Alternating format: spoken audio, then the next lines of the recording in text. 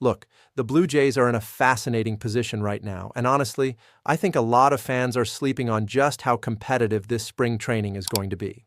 We're talking about guys who were counting on roster spots suddenly having to fight for their careers with this organization. Let's start with Bowden Francis, because his situation is wild when you really think about it. Remember late 2024? This guy was untouchable. He was flirting with back-to-back no-hitters, posting an ERA under 2, making batters look absolutely foolish. Everyone in Toronto was convinced they'd found something special, a legitimate rotation piece for years to come. Fast forward to 2025, and it's like watching a completely different pitcher. The shoulder injury didn't help, but even before that, hitters had figured him out. 6.05 ERA, giving up bombs left and right, and suddenly the front office is bringing in Dylan Cease, Tyler Rogers, Chase Lee, Cody Ponce. They didn't add all that pitching depth because they felt great about what they already had. Here's the reality for Francis. He's 29 years old. In baseball terms, especially for a guy without a long track record of success, that's not young. He doesn't have time to figure things out in AAA for another year or two. This spring, he needs to show Toronto something, anything that resembles that dominant stretch from 2024, whether that's as a starter, long reliever, whatever role they want to try him in. Because if he doesn't, with all these new arms in camp, the Blue Jays aren't going to hesitate to move on. They've got actual prospects who need roster spots too. Then there's Leo Jiménez, and man, talk about a guy whose window might be closing faster than expected.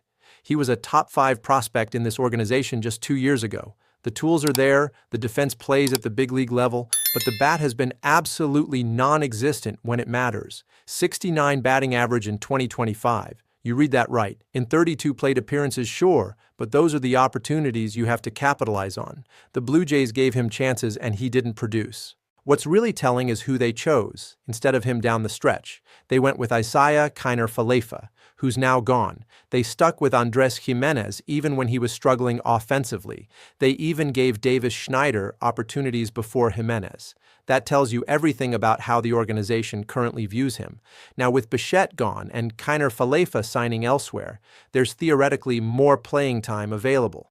But Jiménez needs to prove he can actually hit major league pitching consistently. The glove alone isn't enough, not in today's game where teams are obsessed with offensive production from every position, and Schneider might be in the toughest spot of all three. His debut was legitimately one of the most electric things we've seen from a Blue Jay in recent memory. August 2023, he was putting up video game numbers, looking like the steal of the century. Since then, complete nostalgia. The strikeouts have piled up, the average has tanked, and he's turned into exactly the kind of inconsistent bat that drives coaching staffs crazy. You can't predict which version you're getting on any given day. The demotion to the minors in 2025 said everything. When your team is competing for a playoff spot and they'd rather send you down than keep you around as organizational depth, that's not a good sign. And when October rolled around and the Blue Jays were in the postseason, Schneider was basically an afterthought.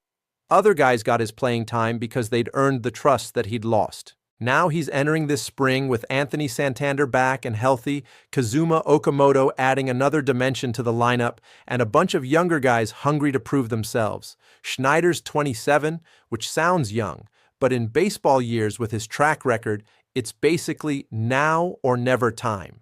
The organization isn't going to keep giving chances to a guy who had one amazing month almost 3 years ago. They need production, and they need it consistently. What makes all of this even more intense is that the Blue Jays are clearly in win-now mode. They didn't spend this offseason adding pieces like Dylan Cease and bringing back Santander because they're rebuilding. They're trying to compete in what might be the toughest division in baseball. That means they don't have roster spots to waste on guys hoping to recapture old magic or finally break through. Every spot matters. Every decision counts. So Francis needs to show his shoulder is healthy and he can command his pitches again.